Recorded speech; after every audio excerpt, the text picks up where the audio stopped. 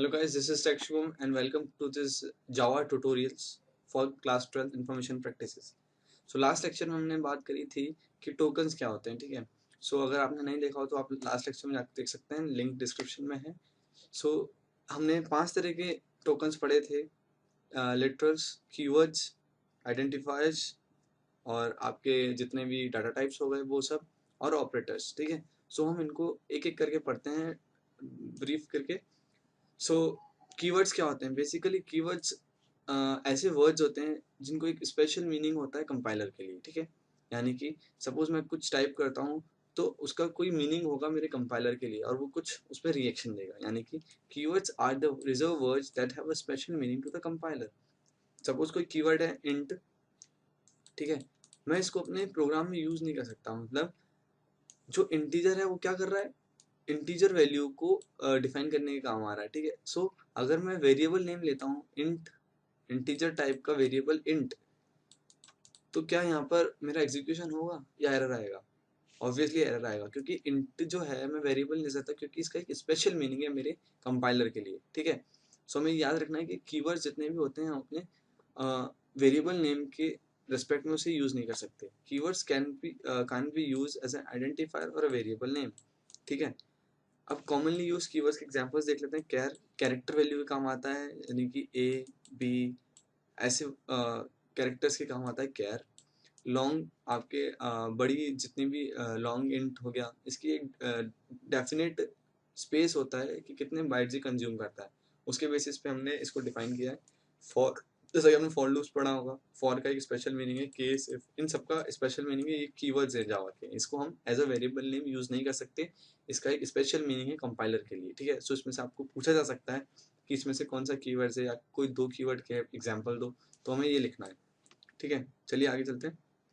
अब लिटरल्स की बात आती है। लिटरल्स कौन होते हैं? लिटरल्स कॉन्स्टेंट्स होते हैं, यानी कि जो भी हम, सपोज मैं इंट ए यूज कर रहा हूँ, a=5, तो क्या हुआ, कांस्टेंट हुआ, तो एक लिटरल हुआ जिसकी एक फिक्स्ड डाटा वैल्यू है, ठीक है।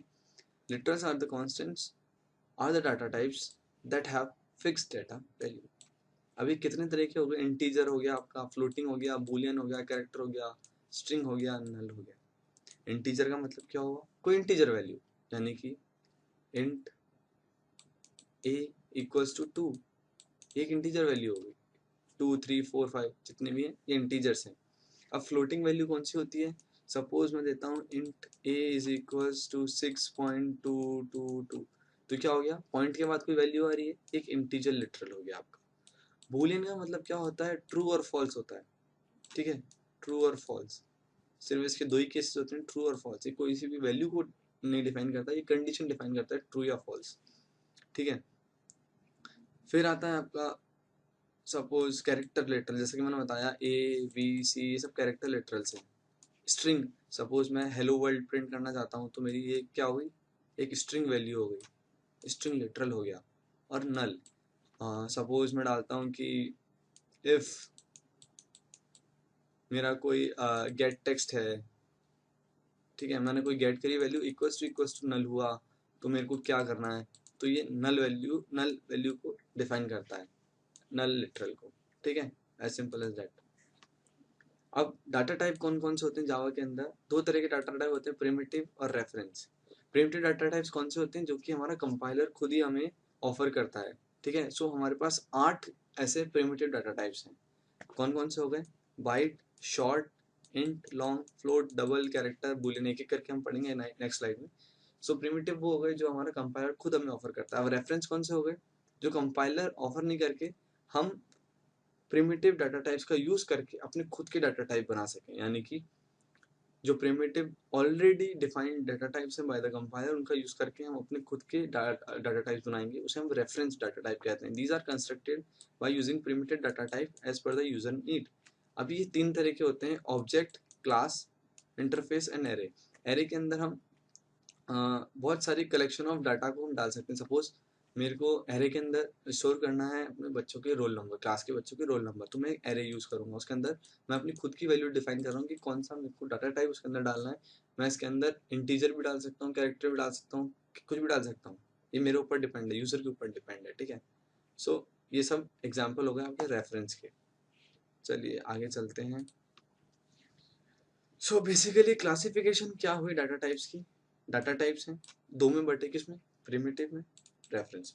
प्रिमिटिव कौन से हो गए, जो कि हमारा कंपाइलर हमें खुद ऑफर कर रहा है।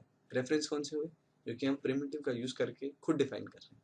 ठीक है, प्रिमिटिव आपके दो में आ गए, न्यूमेरिक, नॉन न्यूमेरिक। न्यूमेरिक कौन से हुए, इंटीग्रल, फ्रैक्शनल, कैरेक्टर। कैरेक्टर में सिर्फ ए बी आएंगे, ए बी सी डी ऐसे कुछ कैरेक्टर आएंगे, तो कैर आ गया। फ्रैक्शन पार्ट में कौन कौन से हो सकते हैं, फ्लोट और डबल। इसकी एक पर्टिकुलर जो स्पेस होता है कि इतने ही बाइट्स स्टोर कर सकता है, उनके बेसिस पे ये डिफाइंड होते हैं, फ्लोट और डबल। इंटीग्रल वैल्यू किसके चार क्लासिफिकेशन हो गए, बाइट, शॉर्ट, इंट और लॉन्ग। हमें ये याद करना है। ठीक है, अभी हम आने वाले स्लाइड में देखेंगे कितना ये स्पेस स्टोर करते हैं। ठीक है, सो data type, primitive, reference. Primitive दो में बढ़ गया आपकी न्यूमेरिक, नॉन न्यूमेरिक। न्यूमेरिक आपके तीन में बढ़ गया, integer, floating, character. Integral, byte, short, int, long, इसमें बढ़ गया। फ्रैक्शनल आपके फ्लोट और डबल में हो गया। कैरेक्टर में सिर्फ एक आएगा, कैरेक्टर। अब नॉन न्यूमेरिक के अंदर ट्रू और फॉल्स वैल्यू जो हमने पढ़ा वो आएगी, बूलियन। अब हम रेफरेंस की बात करें, जो कि यूजर खुद डिफाइन कर रहा है प्रिमिटिव डाटा टाइप्स का यूज करके, तो उसमें आ गया क्लासेस। क्लासेस हम खुद डिफाइन कर सकते हैं, क्लासेस का नाम खुद डिफाइन कर सकते हैं, क्लासेस के खुद ऑब्जेक्ट डिफाइन करेंगे, क्लासेस के फंक्शंस हम खुद डिफाइन करेंगे, इसलिए वो रेफरेंस में आ गया। इंटरफेस, ये आपके जितने भी इंटरफेस हो गए, यानी कि बेसिकली हम क्लास से किस तरीके से प्रॉपर्टीज को इनहेरिट कर रहे हैं, वो सब इंटरफेस के अंदर आएगा। और एरेज, किस तरीके से हम डिफरेंट डिफरेंट डाटा टाइप्स का एक एरे के अंदर यूज कर रहे हैं, वो हम देखेंगे आने वाले लेक्चर्स में, जो कि यूजर डिफाइंड है। ठीक है, समझ में आ गया होगा कि किस तरीके से डाटा टाइप्स आपके जावा के अंदर अवेलेबल है। अब बात आती है कि प्रिमिटिव डाटा टाइप्स में कितनी कितनी साइज होता है। ठीक है, बाइट का एक 1 बाइट साइज होता है, ये हमें याद करना है। शॉर्ट 2 बाइट, इंटीजर वैल्यू जो होगी वो 4 बाइट की साइज की होगी। ठीक है, लॉन्ग जो होगा वो आपको 8 बाइट का साइज का होगा। फ्लोट जो होगा वो अगेन 4 बाइट का। डबल जो होगा वो 8 बाइट का। कैरेक्टर डिपेंड करता है, आपके सिंगल कैरेक्टर डिफाइन कर रहे हैं, इसलिए हम 1 बाइट भी हो सकता है, 2 बाइट भी हो सकता है। और क्योंकि बुलियन में ट्रू और फॉल्स कोई एक वैल्यू को डिफाइन करता है, लॉजिकल बुलियन वैल्यूज को, सो हम इसका साइज रखते हैं 1 बाइट ओनली। ठीक है, ये रेंजेस आप याद करें या ना करें कोई दिक्कत नहीं पड़ती, सिर्फ हमें एक बार इनका क्लियर होना चाहिए कितना साइज डिफाइन कर रहे हैं। ठीक है, सो इंटीजर वैल्यू कितना कर रहा है, 4 बाइट। फ्लोट वैल्यू कितना कर रहा है, 4 बाइट। बाइट कितना कर रहा है, 1 बाइट। कैरेक्टर कितना है, 1 और 2 बाइट। बुलियन कितना, 1 बाइट। क्योंकि अब लॉन्ग आ गया है तो इंटीजर क्या हो गया, लॉन्ग इंट हो गया, तो डबल चला जाएगा, यानी कि 8 बाइट हो जाएगा। और डबल क्या होता है, फ्लोट का डबल हो गया, यानी कि 8 बाइट। ठीक है, ये हमें याद करना है, बाय हार्ट याद करना है। क्वेश्चन आ भी सकता है, नहीं भी आ सकता है, कोई इसकी चॉइस नहीं हो सकती। बाकी रेंज आप याद नहीं करेंगे तो चलेगा। ठीक है, आगे चलते हैं। अब बात आती है हम किस तरीके से वेरिएबल्स को डिफाइन करते हैं। बेसिकली अगर आपको डेप्थ में बताऊं, मैं सपोज इंट ए को मैं डिफाइन कर रहा हूँ, सो मैं जैसे ही ये एग्जीक्यूट होगा तो मेरे लिए जो वेरिएबल होगा, इसके लिए एक स्पेस अलोकेट होगा मेरी मेमोरी के अंदर। ठीक है, कितना स्पेस होगा, क्योंकि इंटीजर वैल्यू है तो 4 बाइट जो स्पेस होगा वो मेरी मेमोरी के अंदर अलोकेट हो जाएगा। A variable name is named memory location will hold the data value in the particular data type. So हमें इसे डिफाइन कैसे करना है, पहले डाटा टाइप का नाम और फिर मेरे को वेरिएबल नाम लिखना है और फिर उसको टर्मिनेट कर देना है। ठीक है, ऐसे हम डिफाइन करते हैं data type, variable name. Example देखते हैं, int age, double amount, double price equals to this, कोई वैल्यू दे सकते हैं हम। डबल कोट्स में आएगी कोई भी वैल्यू हम डिफाइन करेंगे। ठीक है, क्योंकि लॉन्ग ले रहे हैं हम तो जो वैल्यू देंगे उसके आगे एल पास करेंगे। फ्लोट है तो हम फ्लोट एक्स इक्वल्स टू कुछ लिख देंगे। ठीक है, सो ये हम डिफाइन करते हैं। ठीक है, अगर मैं सपोज मैं इंट ए लिखता हूँ तो इसकी वैल्यू क्या बाय डिफॉल्ट क्या होगी, इनिशियलाइज विद 0 होगी। ठीक है, कोई भी वैल्यू है, सपोज मैं करता हूँ float pi is equals to 3.14। So मेरी पाई की जो वैल्यू होगी वो 3.14 होगी, लेकिन अगर मैं पाई को बढ़ा करके नेक्स्ट लाइन में 2 कर देता हूँ, 2.2 कर देता हूँ, तो मेरी पाई की वैल्यू जो होगी चेंज होगी। तो ऐसी चीज़ों में हमें फाइनल कीवर्ड का यूज़ करते हैं, final float pi is equal to 3.14, यानी कि अब मेरी जो पाई का जो वेरिएबल है उसकी वैल्यू फिक्स हो गई 3.14, उसको कोई चेंज नहीं कर सकता। सो मैं यहाँ पर क्या यूज़ करूँगा, फाइनल कीवर्ड का यूज़ करूँगा। ठीक है, ये final double service tax equals to 0.020। इसमें क्या हो गया, मैं जो सर्विस टैक्स का जो वैल्यू होगा वो 0.020 होगा, उसको कोई चेंज नहीं कर सकता। किसका यूज करेंगे हम, फाइनल कीवर्ड। ठीक है, समझ में आ गया। चलिए आगे चलते हैं। सो यहाँ पर टेक्स्ट इंटरेक्शन हम किस तरीके से करते हैं कि हम सपोज एक टेक्स्ट फील्ड हमने डिफाइन करा, उससे हमें वैल्यू को गेट करना है या सेट करना है, तो हम किस तरीके से यूज करते हैं। सो सपोज मैं कुछ एक टेक्स्ट फील्ड है जिसमें मेरे को एंटर नेम करवाना है यूजर का, एंटर नेम टेक्स्ट फील्ड है। यहाँ पर मैं क्या कर रहा हूँ, मेरे को वैल्यू लेना है अपने पास, गेट करना है इसको। तो मैं क्या करूँगा, जो पहले मैं डिफाइन करूँगा किस तरीके की वैल्यू है, स्ट्रिंग वैल्यू है, ये नाम है। फिर मैं वेरिएबल का नाम डिफाइन करूँगा str1 सपोज इक्वल्स टू, अब मेरी इस जो टेक्स्ट फील्ड का वेरिएबल नेम होगा वो मैं डालूंगा यहाँ पर j टेक्स्ट फील्ड। फिर मैं क्या करूँगा, डॉट, क्या करना है मेरे को, डाटा लेना है, तो मैं यहाँ पर यूज करूँगा गेट टेक्स्ट। हमेशा ध्यान रखना जो फंक्शंस होते हैं उनका सेकंड जो वर्ड होगा वो हमेशा कैपिटल लेटर से स्टार्ट होगा। तो मैं क्या लिखूंगा, स्ट्रिंग str1 वेरिएबल नेम, जे टेक्स्ट फील्ड मेरी वेरिएबल का जो मेरी टेक्स्ट फील्ड है उसका वेरिएबल नाम, dot gate text, value gate करूंगा मैं। अब मैं क्या चाहता हूँ कि सपोज मेरी कोई वैल्यू आ रही है इंटीजर टाइप में, मुझे कन्वर्ट करनी फ्लोट टाइप में। ठीक है, तो मैं यहाँ पर यूज करूंगा बाइट डॉट पार्ट से बाइट स्ट्रिंग एस। सो जो स्ट्रिंग होगी वो आपके बाइट के अंदर कन्वर्ट हो जाएगी। ठीक है, शॉर्ट डॉट पार्स शॉर्ट, मेरी वैल्यू आएगी वो शॉर्ट के अंदर कन्वर्ट हो जाएगी। जो इंटीजर वैल्यू के अंदर कन्वर्ट करना है, integer dot parse int. So basically हमें किसका यूज कर रहे हैं यहाँ पर, पार्स का, पार्स मेथड का। ठीक है, the parse method converts the textual data from GUI component to it numeric type. किस तरीके का टाइप में कन्वर्ट करना है वो मैं यहाँ पर डिफाइन करूंगा। ठीक है, सो ये हमारा पार्स हो गया, गेट टेक्स्ट हो गया। अब मेरे को सपोज मेरी एक लेबल है जिसके अंदर मैं चाहता हूँ कि यहाँ से आते ही मैं उस लेबल के अंदर सेट करूँ कि your data has been received.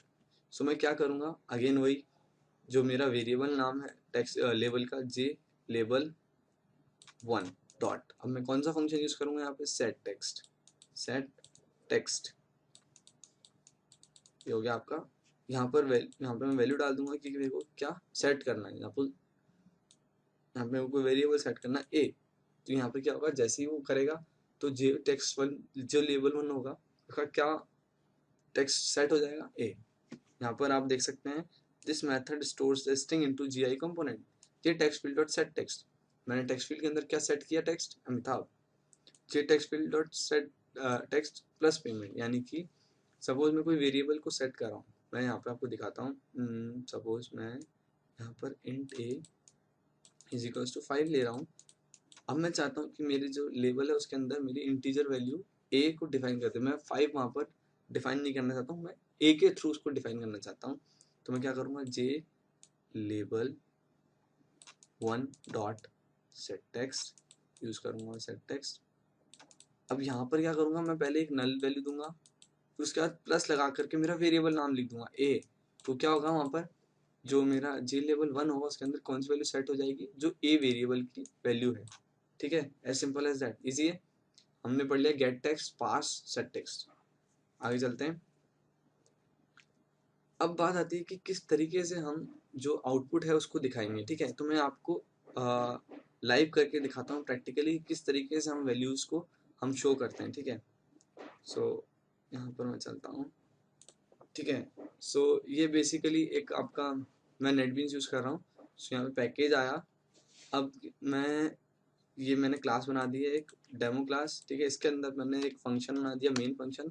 Main function basically आपके कंपाइलर को बताता है कि आपका प्रोग्राम कहाँ से एग्जीक्यूशन स्टार्ट करना है। ठीक है, सो हमें बस सिंपल सी याद रखनी है, मेन क्या करता है, आपके कंपाइलर को बताता है कि आपका जो प्रोग्राम है एग्जीक्यूशन कहाँ से स्टार्ट करना है। ठीक है, सो हम स्टार्ट करते हैं।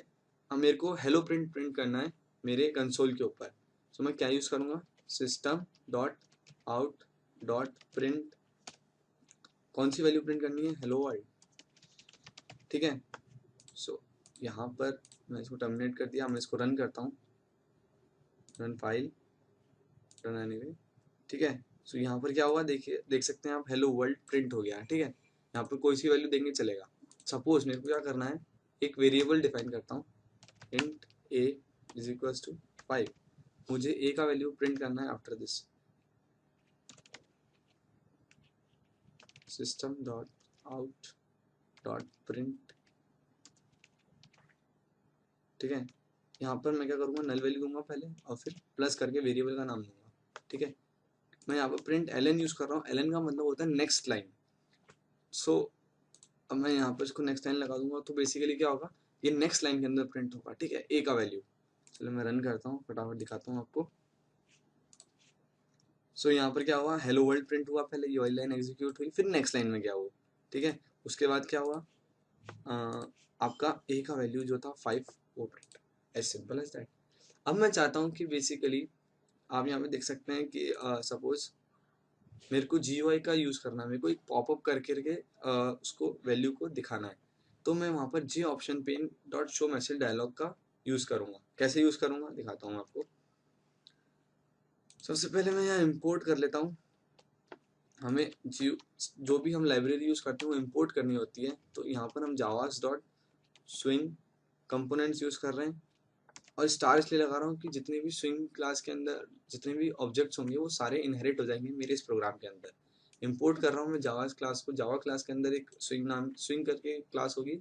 जावा एक पैकेज है, उसके अंदर स्विंग एक क्लास है, उसके अंदर जितने भी ऑब्जेक्ट्स और फंक्शन होंगे सारे मेरे इसके अंदर आ जाएंगे। ठीक है, सो अब मैं यहाँ क्या कर रहा हूँ, यहाँ मैं यूज़ करूँगा J option pane, J option pane dot show message dialogue.